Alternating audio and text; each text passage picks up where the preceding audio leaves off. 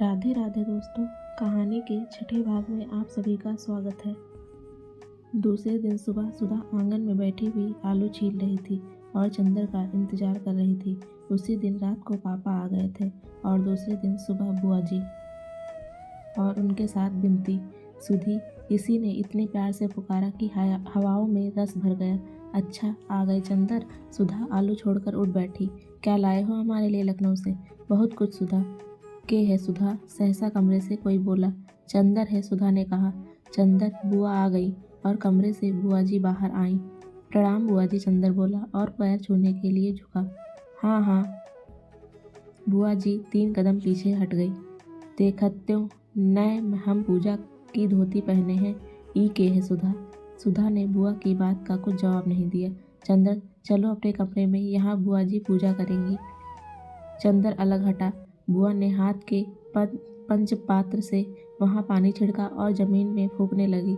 सुधा, बिनती को भेज दो। बुआ जी ने धूपदान में महाराजिन से कोयला लेते हुए कहा। सुधा अपने कमरे में पहुंचकर चंदर को खाट पर बिठाकर नीचे बैठ गई। अरे ऊपर बैठो। नहीं, हम यहीं ठीक है, कहकर वह बैठ गई और चंदर की पैंट पर पेंसिल की लकीरें खींचने लगी। अरे यह क्या कर रही हो? चंदर ने पैर उठाते हुए कहा।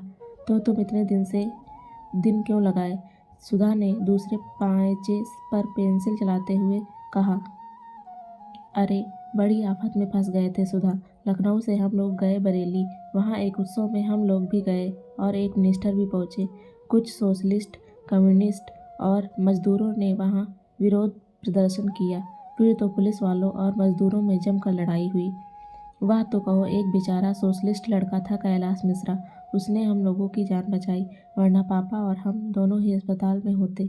अच्छा, पापा ने हमें कुछ नहीं बताया, सुधा घबरा कर बोली और बड़ी देर तक बरेली उपद्रव और कैलाश मिश्रा की बातें करती रही। अरे ये बाहर गा कौन रहा है? चंदर ने सहसा पूछा। बाहर कोई गाता हुआ आ रहा था। आंचल में क्यों बांध लिया मुझे परदेसी का प्यार? आंचल में क्यों? और चंदर को देखते ही उस लड़की ने चौंक कर कहा। अरे! क्षण भर स्तब्ध और फिर शर्म से लाल होकर भागी। अरे भागती क्यों है? यही तो है चंदर, सुधा ने कहा।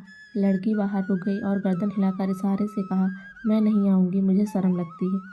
अरे चलो आ, देख अभी हम पकड़ लाते हैं। बड़ी झक्की है यह, कहकर सुधा उठी और फिर भागी। सुधा पीछे पीछे भागी। थोड़ी देर बाद सुधा अंदर आई तो सुधा के हाथ में उस लड़की की चोटी और वह बेचारी बुरी तरह अस्त व्यस्त थी। दांत से अपने आंचल का छोर दबाए हुए थी। बाल की 3-4 लटें मुंह पर झुक रही थी और लाज के मारे सिमटी जा रही थी और आंखें थी कि मुस्कुराए पर रोए यह तय नहीं कर पा रही थी। देखो चंदर देखो, सुधा हाँफ रही थी। यही थी बिनती मुटकी कहीं की, इतनी मोटी कि दम निकल गया हमारा। सुधा बुरी तरह हाँफ रही थी। चंदर ने देखा बेचारी की बुरी हालत थी। मोटी तो बहुत नहीं थी पर हाथ गांव की तंदुरुस्ती थी। लाल चेहरा जिसे शर्म से तो दूना बना दिया था। एक हाथ में अपनी चोटी पकड़े थी, दूसरे से अपने कपड़े ठीक कर रही थी और दांत से आंचल पकड़े। छोड़ दो उसे। यह क्या है सुधा, बड़ी जंगली हो तुम, चंदर ने डांट कर कहा। जंगली मैं हूँ या यह? चोटी छोड़कर सुधा बोली। यह देखो, दांत काट लिया है इसने। सचमुच सुधा के कंधे पर दांत के निशान बने हुए थे। चंदर इस संभावना पर बेतहासा हंसने लगा कि इतनी बड़ी लड़की दांत काट सकती है। क्यों जी, इतनी बड़ी हो गई हो और दांत काटती हो? उसकी हंसी रुक ही नहीं रही थी। सचमुच यह तो बड़े मजे की लड़की है। बिनती है इसका नाम? क्यों क्यों रे मऊआ, बिनती थी क्या वहाँ जो बुआ जी ने बिनती नाम रखा?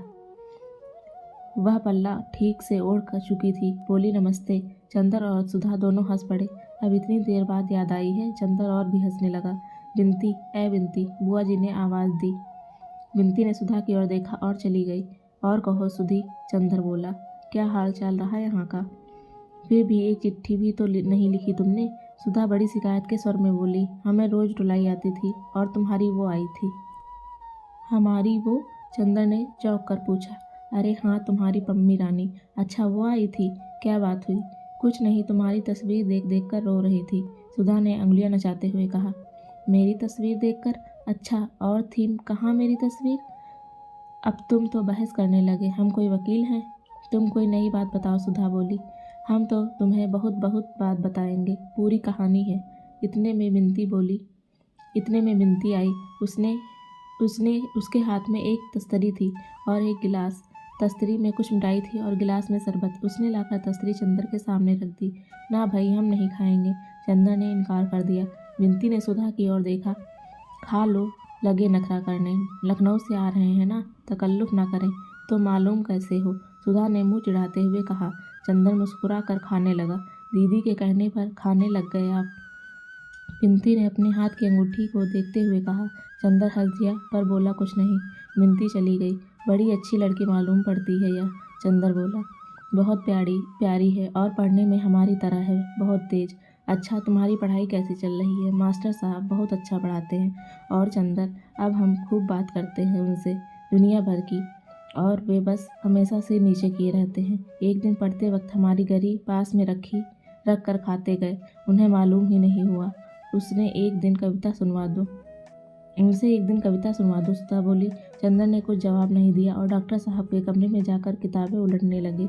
इतने में बुआ जी का तेज स्वर आया। हमें मालूम होता है कि ई मुझौसी हमके ऐसे नाचना चाहिए कि हम पैदा होते गला घोट देत। हरे राम, आकाश सिर पर उठाए है, कई घंटे से नारियल करत गला गटई फट गई। ई बोलते नहीं जैसे सूंग गवा हो। प्रोफेसर शुक्ला के घर में वह नया सांस्कृतिक तत्व था। कितनी शालीनता और शिष्टता से वे रहते थे। कभी इस तरह की भाषा भी उनके घर में सुनने को नहीं मिलेगी। चंदर की जरा सी उम्मीद भी ना थी। चंदर चौंक कर उधर देखने लगा। डॉक्टर शुक्ला समझ गए, कुछ लज्जित से, और मुस्कुराकर ग्लानि में छुपाते हुए बोले, मेरी विधवा बहन है, कल गांव से आई है लड़की को पहुंचाने। उसके बाद कुछ पटकने का स्वर आया, शायद किसी बर्तन के। इतने में सुधा आई, गुस्से से लाल। सुनो पापा, तुमने बुआ बिनती को मार डालेंगी। क्या हुआ आखिर? डॉक्टर शुक्ला ने पूछा। कुछ नहीं, बिनती ने पूजा का पंचपात्र उठाकर ठाकुर जी के सिंहासन के पीछे रख दिया था।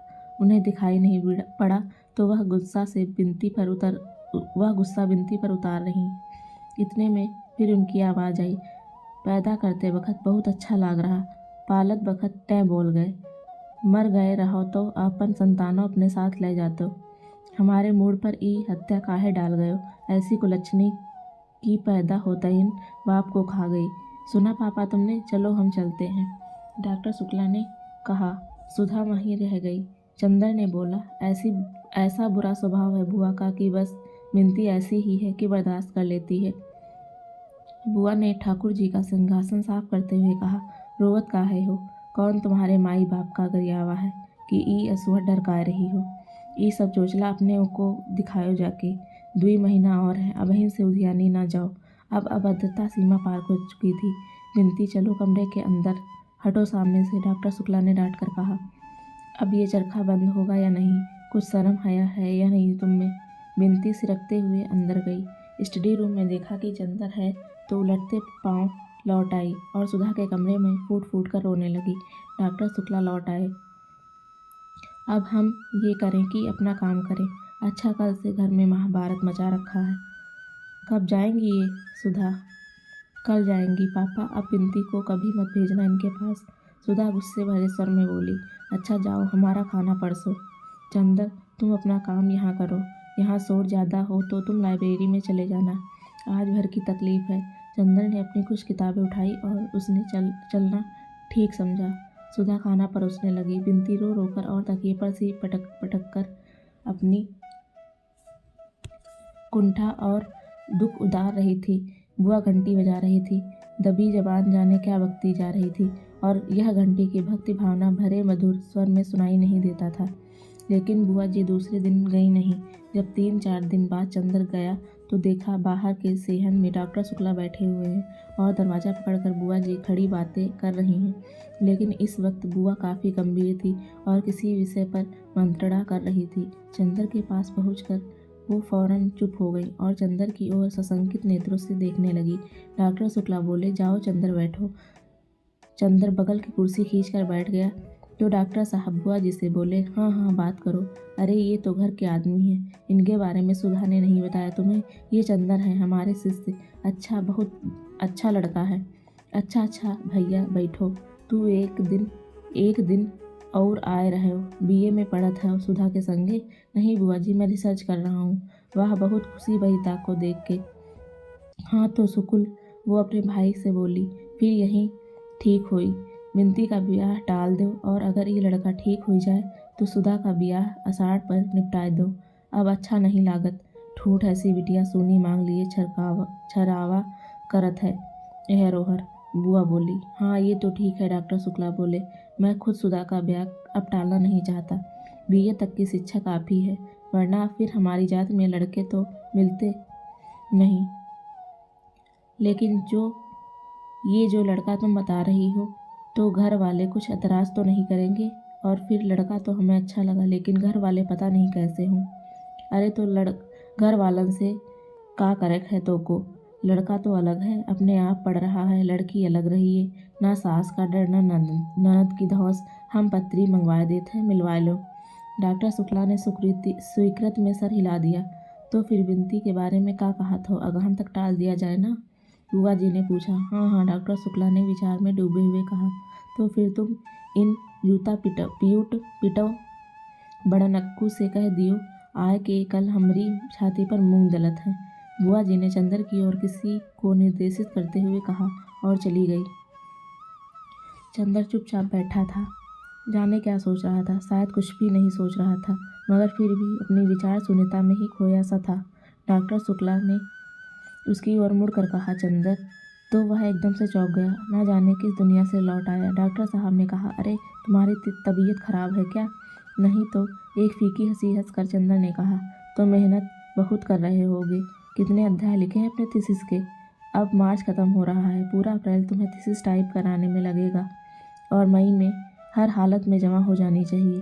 जी हाँ, बड़े थके स्वर में चंदर ने कहा। 10 अध्याय ही हो गए हैं, 3 अध्याय और हैं और अनुक्रमणिका बनानी है। अप्रैल के पहले सप्ताह तक खत्म ही हो जाएगा। अब सिवा थीसिस के और क्या ही करना है। एक बहुत गहरी सांस लेते हुए चंदर ने कहा और माथा थाम कर बैठ गया। कुछ तबीयत ठीक नहीं है तुम्हारी, चाय बनवा लो। लेकिन सुधा तो है ही नहीं महाराजिन, डॉक्टर साहब बोले। अरे सुधा? सुधा के नाम पर चंदर चौंक गया। हाँ, अभी वह सुधा के बारे में ही सोच रहा था जब बुआ जी बात कर रही थी। क्या सोच रहा था? देखो, उसने याद करने की कोशिश की, पर कुछ याद नहीं आया था। पता नहीं क्या सोच रहा था, पता नहीं था। कुछ सुधा के ब्याह की बात हो रही थी शायद। क्या बात हो रही थी? कहाँ गई है सुधा? चंदर ने पूछा। आज शायद साबिर साहब के यहाँ गई है। उनकी लड़की उनके साथ पढ़ती है ना, वहीं गई है बिनती के साथ। अब इम्तिहान को कितने दिन रह गए हैं? अभी घूमना बंद नहीं हुआ उनका? नहीं, दिन भर पढ़ने के बाद उठी है, उसके भी सर में दर्द था, चली गई। फिर घूम लेने दो फिर बेचारी को, अब तो जा रही है, डॉक्टर शुक्ला बोले एक हंसी के साथ जिसमें आंसू छलक पड़ते हैं। कहाँ तय हो रही है सुधा की शादी? बरेली में। अब उसकी बुआ ने बताया है, जन्म पत्री दी है, मिलवा लो। फिर तुम जरा सब बातें देख लेना। तुम तो थीसिस में व्यस्त रहोगे, मैं जाकर लड़का देखाऊंगा। फिर मई के बाद जुलाई तक सुधा का ब्याह कर देंगे। तुम डॉक्टरेट मिल जाए और यूनिवर्सिटी से जगह मिल जाए। हम तो लड़का लड़की दोनों से फारिग। डॉक्टर शुक्ला बहुत अजब से स्वर में बोले। चंदर चुप रहा। बिनती को देखो तुमने? थोड़ी देर बाद डॉक्टर ने पूछा। हाँ वही ना, जिनको डांट रही थी ये उस दिन? हाँ वही। उसके ससुर आए हुए हैं। उसने उनसे कहना कि अब शादी अगहन पूस के लिए टाल दे, पहले सुधा की हो जाए। वह बड़ी है और हम चाहते हैं कि बिनती को तब तक विदुषी का दूसरा खंड भी दिला दें। आओ उनसे बात कर लें अभी। डॉक्टर शुक्ला उठे, चंदर भी उठा और उसने अंदर जाकर बिनती के ससुर का दिव्य दर्शन प्राप्त किए। वे एक पलंग पर बैठे थे, लेकिन वह अभागा पलंग उनके उदर के लिए ही न काफ़ी था। वे चित्त पड़े थे और सांस लेते थे तो पुराणों की उस कथा का प्रदर्शन हो जाता था कि धीरे धीरे पृथ्वी का गोला वराह के मुंह में कैसे ऊपर उठा होगा। सिर पर छोटे छोटे बाल और कमर में एक अंगोछे के अलावा सारा शरीर दिगंबर। सुबह शायद गंगा नहाकर आए थे, क्योंकि पेट तक में चंदन रोली लगी हुई थी। डॉक्टर शुक्ला जाकर बगल में कुर्सी पर बैठ गए। कहिए दुबे जी, कुछ जलपान किया आपने? पलंग चरमराया और उस विशाल मांस पिंड में एक भूडोल आया और दुबे जी जलपान की याद करके गदगद होकर हंसने लगे। एक थलथलाहट हुई और कमरे की दीवारें गिरते गिरते बची। दुबे जी ने उठकर बैठने की कोशिश की, लेकिन असफल होकर लेटे ही लेटे कहा, हो सब आपकी कृपा है। खूब छकके मिष्ठान पाया। अब जरा शरबत उरबत कुछ मिले तो कुछ पेट में जलन है वो शांत हो जाए। उन्होंने पेट पर अपना हाथ फेरते हुए कहा, अच्छा अरे भाई जरा शरबत बना देना। डॉक्टर शुक्ला ने दरवाजे की ओट में खड़ी हुई बुआ जी से कहा। बुआ जी को आवाज़ सुनाई पड़ी, बाप रे ई 2.5 मन की लहास कम से कम मसक भर के शरबत तो उलाचे दिए। चंदर की हंसी आ गई। डॉक्टर शुक्ला मुस्कुराने लगे, लेकिन दुबे जी के दिव्य मुखमंडल पर कहीं क्षोभ की उल्लास की रेखा तक नहीं आई। चंदर मन ही मन सोचने लगा, प्राचीन काल के ब्रह्मनाद सिद्ध महात्मा ऐसे ही होते होंगे। बुआ एक गिलास में शरबत ले आई। दुबे जी कांच कांप कर उठे और एक सांस में शरबत गले के नीचे उतार कर गिलास नीचे रख दिया। दुबे जी एक प्रार्थना है आपसे, डॉक्टर शुक्ला ने हाथ जोड़कर बड़े विनती स्वर में कहा। नहीं नहीं, बात काट कर दुबे जी बोले, बस अब कुछ ना खावे। आप बहुत सत्कार किए, हम यही से छक गए। आपको देखकर तो हमें बड़ी प्रसन्नता भई। आप सचमुच दिव्य पुरुष हो। और फिर आप तो लड़की के मामा हो, और ब्याह शादी में जो है सो मामा का पक्ष देखा जाता है। ये तो भगवान ऐसा जोड़ मिलाई हैं कि वर पक्ष और कन्या पक्ष दुइन के मामा बड़े ज्ञानी हैं। आप हैं टाउन कॉलेज के प्रोफेसर और ओहर हमार सार लड़का के मामा जौन हैं टाउन डाकघर में मुंशी हैं, आपकी कृपा से। दुबे जी ने गर्व से कहा। चंदर मुस्कुराने लगा। अरे सो तो आपकी नम्रता है, लेकिन मैं सोच रहा हूँ कि गर्मियों में अगर ब्याह ना रखकर जाड़े में रखा जाए तो ज़्यादा अच्छा रहेगा।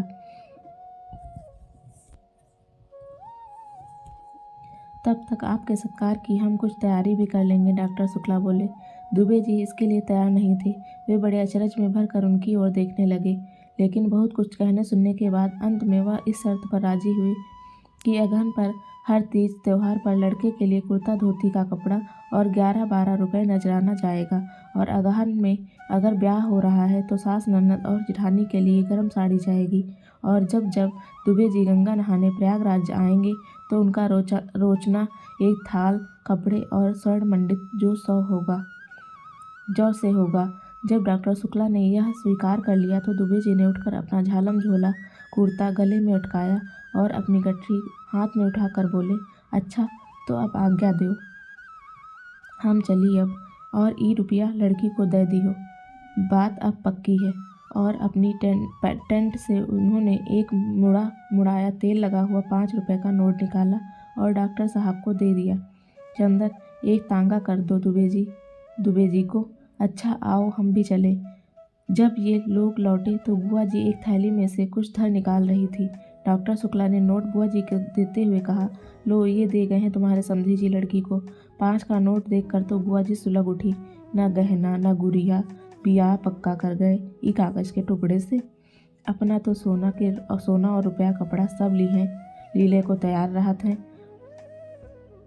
जूता पीटऊ का, अरे राम चाही तो रामदूत के ई लियास की बोटी बोटी करके राम जी के कुत्तन को खिलाई हैं। चंदर हंसी के मारे पागल हो गया। बुआ जी ने थैली का मुंह बांधा और बोली, अबहिन एक बिनती का पता न, और ऊ तुर्कन मुलच्छन के हियाँ कुछ खा पी लिहिस तो हमरे हियाँ गुजारा नाही न होका। बड़ी आज़ाद हुई गई सुधा की सह पाए के। आवे देव, आज हम भद्रा उतारित है। डॉक्टर शुक्ला अपने कमरे में चले गए। चंदर को प्यास लगी थी। उसने बुआ जी से एक गिलास पानी मांगा। बुआ ने एक गिलास में पानी दिया और बोली, बैठ के पियो बेटा, बैठ के। कुछ खाए के दी? नहीं बुआ जी। बुआ बैठकर हंसिया के कटहल छीलने लगी और चंदर पानी पीता हुआ सोचने लगा, बुआ जी सभी से इतनी मीठी बात करती हैं तो आखिर बिनती से इतनी कटु क्यों हैं। इतने में अंदर चप्पलों की आहट सुनाई पड़ी। चंदर ने देखा सुधा और बिनती आ गई हैं। सुधा अपनी चप्पल उतारकर कमरे में चली गई और बिनती आंगन में आई। बुआ जी के पास आकर बोली, लाओ हम तरकारी काट दें। चल हट ओहर, पहले नहाओ जाए के, कुछ खाए तो ना रहो, इतनी देर कहाँ घूमत रहो। हम खूब अच्छी तरह जानित हैं तुम हमार नाक कटाए दिहो पतुरियन के ढंग सीखे हैं। बिनती चुप। एक तीखी वेदना का भाव उसके मुंह पर आया। उसने आंखें झुका ली, रोई नहीं और चुपचाप सिर झुकाए हुए सुधा के कमरे में चली गई। चंदर क्षण भर खड़ा रहा, फिर सुधा के पास गया। सुधा के कमरे में अकेले बिनती खाट पर पड़ी थी, आधे मुंह तकिया में छुपाए। चंदर को जाने कैसे लगा, उसके मन में बेहद तरस आ रहा था बेचारी लड़की के लिए, जिसके पिता नहीं है और जिसे प्रताड़ना के सिवा कुछ नहीं मिला। चंदर को बहुत ही ममता लग रही थी इस अभागिनी के लिए। वह सोचने लगा, कितना अंतर है दोनों बहनों में। एक बचपन से ही कितने असीम दुलार, वैभव और स्नेह में पली है, और दूसरी प्रताड़ना और कितने अपमान में। पत्नी, और वह भी अपनी ही सगी माँ से, जो दुनिया भर के प्रति स्नेहमयी है, और अपनी लड़की को छोड़कर। वह कुर्सी पर बैठकर चुपचाप ही सोचने लगा, अब आगे भी इस बेचारी को क्या सुख मिलेगा। ससुराल कैसी है, या तो ससुर को देखकर ही मालूम देता है। इतने में सुधा कपड़े बदलकर हाथ में किताब लिए उसे पढ़ती हुई, उसमें डूबी हुई आई और खाट पर बैठ गई। अरे बिनती, कैसे पड़ी हो? अच्छा तुम हो चंदर। बिनती उठो, उसने बिनती की पीठ पर हाथ रखकर कहा। बिनती, जो अभी तक निश्चेत पड़ी थी, सुधा के ममता भरे स्पर्श पर फूट फूट कर रो पड़ी। तो सुधा ने चंदर से कहा, क्या हुआ बिनती रानी को? और बिनती भी जोरों से सिसकियां भरने लगी। तो सुधा ने चंदर से कहा, कुछ तुमने कहा होगा। 14 दिन बाद आए और आते ही लगे रुलाने उसे। कुछ कहा होगा तुमने, समझ गए? घूमने के लिए उसे भी डांटा होगा। हम साफ साफ बता देते हैं चंदर, हम तुम्हारी डांट सह लेते हैं, इसका मतलब ये नहीं कि तुम इस बेचारी पर भी रोब झाड़ने लगे। इससे कुछ भी कहा तो अच्छी बात नहीं होगी। तुम्हारे दिमाग का कोई पुर्जा ढीला तो नहीं हो गया है? मैं क्यों कहूँगा बिनती को कुछ? बस फिर यही बात तुम्हारी बुरी लगती है। सुधा बिगड़ कर बोली, क्यों नहीं कहोगे बिनती को कुछ? जब हमें कहते हो तो उसे क्यों नहीं कहोगे? हम तुम्हारे अपने हैं, तो क्या वह तुम्हारी अपनी नहीं है? चंदर हंस पड़ा, सो क्यों नहीं है, लेकिन तुम्हारे साथ ना ऐसे निभाह ना वैसे निभाह, ये सब कुछ हम नहीं जानते हैं। क्यों रो रही है? या सुधा बोली धमकी के स्वर में। बुआ जी ने कुछ कहा था, चंदर बोला। अरे तो उनके लिए क्या रोना? इतना समझाया तुझे कि उनकी तो आदत है हंसकर टाल दिया कर। चल उठ, हंसती है कि गुदगुदाऊं? सुधा के गुदगुदाते हुए बिनती ने उसका हाथ पकड़कर झटक दिया और फिर सिसकियां भरने लगी। नहीं मानेगी तू? सुधा बोली, अभी ठीक करती हूँ तुझे मैं। चंदर पकड़ो तो इसका हाथ। चंदर चुप रहा। नहीं, उठो, तुम इसका हाथ पकड़ लो तो हम अभी इसे हंसाते हैं। सुधा ने चंदर का हाथ पकड़कर बिनती की ओर बढ़ते हुए कहा। चंदर ने अपना हाथ खींच लिया और बोला, वह तो रो रही है और तुम बजाय समझाने के उसे परेशान कर रही हो। अरे जानते हो क्यों रो रही है? अभी इसके ससुर आए थे, वो बहुत मोटे थे। यह सोच रही थी कहीं वो भी मोटे ना हो। सुधा ने फिर उसकी गर्दन गुदगुदा कर कहा। बिनती हंस पड़ी। सुधा उछल पड़ी। लो, ये तो हंस पड़ी, अब रोगी? अब फिर सुधा ने गुदगुदाना शुरू किया। बिनती पहले तो हंसी से लौट गई, फिर पल्ला संभालते हुए बोली, छी दीदी, वो बैठे हैं कि नहीं? और उठकर बाहर जाने लगी। कहाँ चली? सुधा ने पूछा। जा रही हूँ नहाने। बिनती पल्लू से सिर ढकते हुए चली गई। क्यों, मैंने तेरा बदन छू दिया इसलिए? सुधा बोली। ए चंदर, यीशु का छोटा भाई है ना हसरत, मैंने उसे छू लिया तो फौरन उसने जाकर अपना मुंह साबुन से धोया और अम्मी जान से बोला, मेरा मुंह जूठा हो गया है। और आज हमने गेसू के अख्तर मियाँ को देखा, बड़े मज़े के हैं। मैं तो गेसू से बात करती रही, लेकिन बिनती और फूल ने बहुत छेड़ा उन्हें। बेचारे घबरा गए। फूल बहुत चुलबुली है और बड़ी नाजुक है, बड़ी बोलने वाली है, और बिनती और फूल को खूब जोड़ मिला। दोनों खूब गाती हैं। बिनती गाती भी है? चंदर ने पूछा। हमने तो रोते ही देखा है। अरे वाह, बहुत अच्छा गाती है। इसने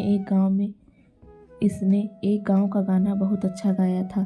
अरे देखो, वह सब बताने में हम तुम पर गुस्सा होना तो भूल ही गए। कहाँ रहे 4 रोज? बोलो, बताओ जल्दी से। व्यस्त थे सुधा अब थीसिस 3 हिस्सा लिख गई। इधर हम लगातार 5 घंटे से बैठकर लिखते थे। चंदर बोला। 5 घंटे? सुधा बोली। दूध आजकल पीते हो कि नहीं? हाँ, 3 गायें खरीद ली हैं। चंदर बोला। नहीं, मजाक नहीं, कुछ खाते पीते रहना, कहीं तबीयत खराब हुई तो। अब हमारा इम्तिहान है, पड़े पड़े मक्खी मारोगे और अब हम देखने भी नहीं आ सकेंगे। अब कितना कोर्स बाकी रहा तुम्हारा?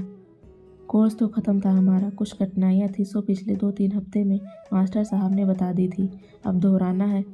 लेकिन बिनती का इम्तिहान मई में है, उसे भी तो पढ़ाना है। अच्छा, अब हम चले? अरे बैठो, फिर जाने कई दिन बाद आओगे। आज बुआ तो चली जाएंगी, फिर कल से ही पढ़ो ना। तुमने बिंती के ससुर को देखा था? हाँ देखा था। चंदर उनकी रूपरेखा याद करके हंस पड़ा। बाप रे, पूरे टैंक थे वे तो। बिंती की ननद से तुम्हारा ब्याह करवा दें? करोगी? सुधा बोली। लड़की इतनी ही मोटी है, उसे कभी डांट लेना तो देखेंगे तुम्हारी हिम्मत। ब्याह? एकदम से चंदर को याद आया, अभी बुआ जी की बात की, सुधा के ब्याह की। अब तो उसे कैसा लगा था, उसका दिमाग घूम गया था।